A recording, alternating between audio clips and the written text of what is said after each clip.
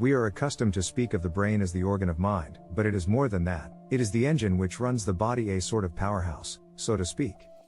The varied stock of ideas which beat upon it furnishes the fuel.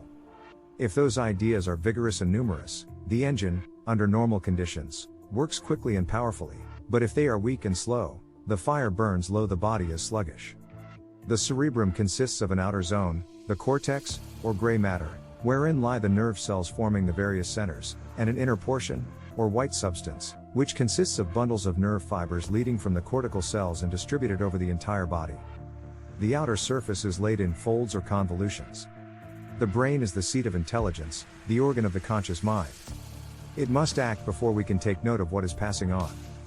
Distributed over that portion of the cortex called the sensory area are the centers of sense perception, which receive, respectively, the impressions of sight, sound, touch, taste, and smell.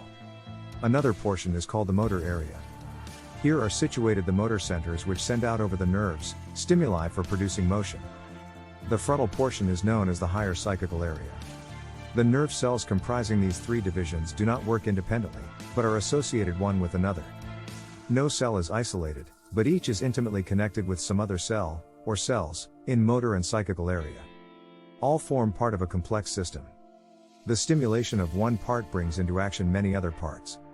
Should I touch a hot iron, the nerves of the skin receive a shock which produces a wave or current, carried along nerve fibers to the spinal cord, thence to the brain. Pain is felt. I know I have touched a hot iron only after the stimulus has been received by the brain. No one knows he hears a bell ring or a clock strike until the waves of sound striking the eardrum are transmitted by the auditory nerves to the center of auditory perception.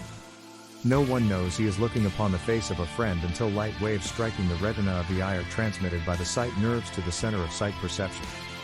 With the other parts of the brain we need not concern ourselves. As to its structure, we find that it is so sensitive and delicate that the slightest shock will cause a movement of the particles, hence all its various parts are very delicately balanced, it must be evident. They are held in equilibrium, when all is well, by nature, but it is called unstable equilibrium, because the balance is so easily disturbed. When it is permanently disturbed, we say that the person is insane. When only temporarily, we say he is irrational or hysterical.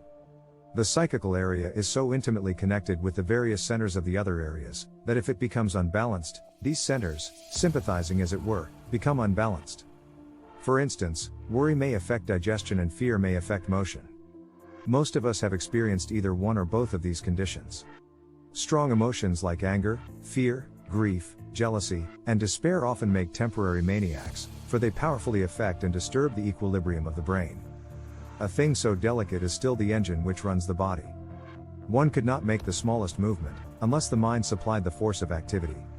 Ideas in action induce a molecular and chemical change which sets free energy not only to act but to keep the internal fires burning. In order to heat your home you must have fuel, but you must also have a furnace or engine. If you have good fuel and a good engine, you will have a warm house. But suppose that your fuel is poor or scanty, then the fire runs low. On the other hand, suppose that your engine is worn out or poorly constructed, again you will be minus heat. Just so, if there is a good stock of vigorous ideas there is sufficient force to ensure the chemical reactions of the body keep up the fire, but if the mind force is weak or scanty, the fire runs low, the body is sluggish. Feeble-minded persons are slow and clumsy in their movements.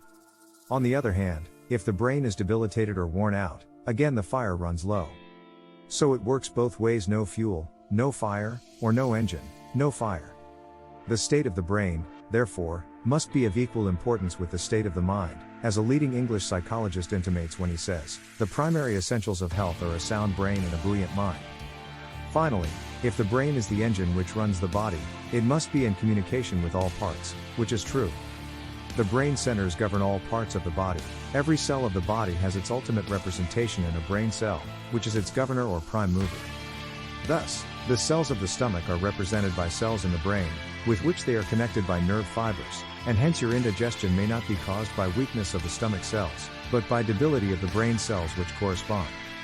If the brain cells do not work well, you can hardly expect those of the body to do so. Poor engine, poor fire. Thus we are obliged to conclude that though we must look to the mind for the force to run the body, we must equally look to the brain as the medium for the manifestation of that force. Nature's alchemy has unvarying laws. The finest, the most vigorous mind cannot work effectively through a defective medium.